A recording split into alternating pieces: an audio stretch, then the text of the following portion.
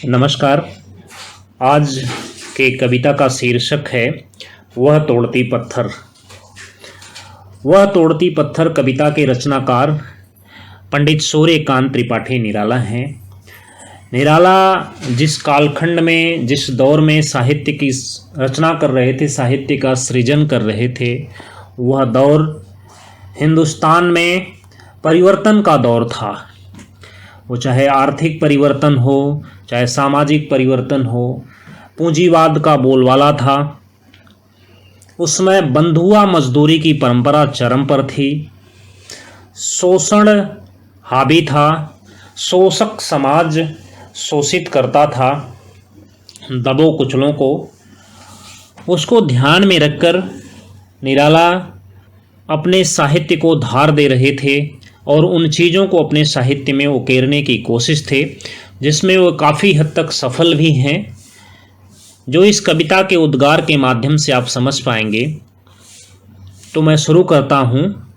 वह तोड़ती पत्थर। पहले काव्य पाठ करेंगे, फिर इसकी व्याख्या देखेंगे। आइए शुरू करते हैं। वह तोड़ती पत्थर, देखा मैंने उसे इलाहाबाद के पथ पर।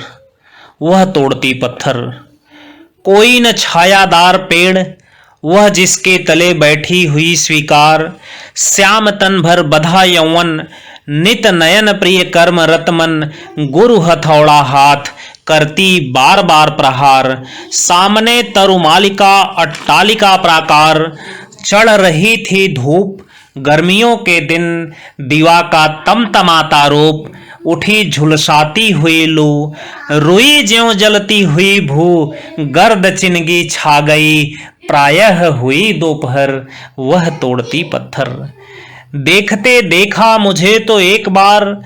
उस भवन की ओर छिन्न तार, देखकर कोई नहीं सजा सहज सितार। सुनी मैंने वह नहीं सुनी जो थी झंकार। एक क्षण बाद वह कांपी सुघर, ढुलक माथे से गिरे सीकर।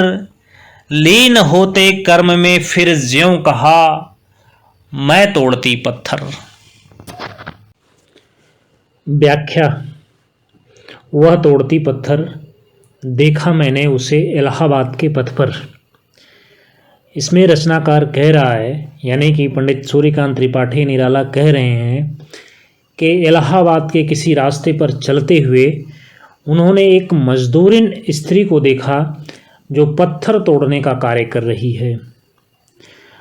इन पंक्तियों में ये विशेष ध्यान देने योग्य बात है कि कवि ने शहर का नाम स्पष्ट कर दिया है, जिससे यह चीज़ स्पष्ट हो गई है कि यह घटना उनके सामने की है, जिसके जीते जागते उदाहरण स्वयं निराला हैं।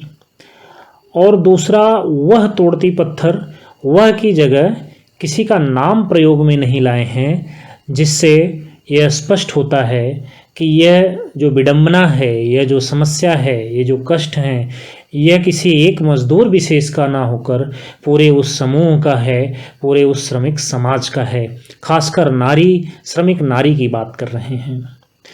कोई न छायादार पेड़, वह जिसके तले बैठी हुई स्वीकार।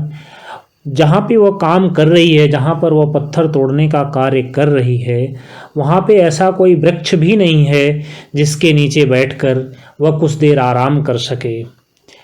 अगली पंक्तियों में निराला उस महिला की, उस श्रमिक मजदूरिन का वर्णन करते हैं। श्याम तन भर बधा यौवन, सांवला शरीर है जो युवा अवस्था को प्राप्त है। नित नयन, आंखें झुकी हुई हैं। प्रिय कर्म, कर्म ही प्रिय हो जिसका। रतमन, अपने कर्म को प्रिय मानकर उसमें रम गई है, उस काम को पूरी शिद्दत से कर रही है। गुरु, गुरु यहाँ पर अनेकार्थी शब्द है। गुरु मीन्स होता है यहाँ पे भारी या बड़ा, यहाँ पे भारी के सेंस में प्रयोग है।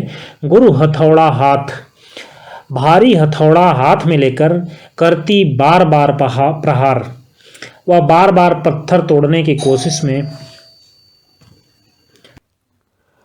पत्थर पर हथौड़े से प्रहार करती है। अगली पंक्तियों में निराला उन परिस्थितियों का वर्णन करते हैं जो विसंगतियां समाज में व्याप्त थीं। सामने तरुमालिका, उसके ठीक सामने तरु मालिका, तरु माने वृक्ष, मालिका माने उनकी झुरमुट, लगातार पेड़ों के झुरमुट हैं।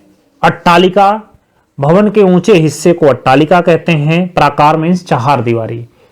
उसके ठीक सामने पेड़ों के झुरमुट हैं, ऊंचे ऊंचे भवन हैं जो चार दीवारी से लैस हैं।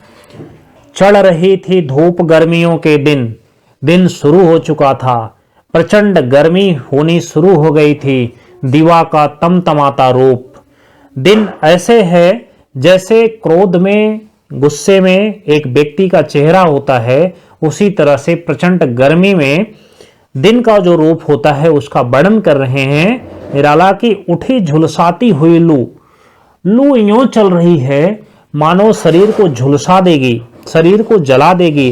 और किस तरह की जलन है, रुई ज्यों जलती हुई भू, ऐसे धरती जल रही है जैसे रुई जलती है, यानी कि कोई लपट नहीं उठती है, लेकिन गर्मी या कष्ट उससे ज्यादा देती है। प्रायः हुई गर्द चिनगी छा गई, प्रायः हुई दोपहर। गर्द मीन्स धूल, चिनगी चिनगारी, धूल ऐसे उड़ रही है जैसे आग की चिनगारी उड़ती है। प्रायः हुई दोपहर, उस समय में सुबह ही ऐसे लगता है कि दोपहर हो गया हो। ऐसे परिस्थितियों में वह मजदूरिन स्त्री पत्थर तोड़ने का कार्य कर रही है। देखते देखा मुझे तो एक बार उस भवन की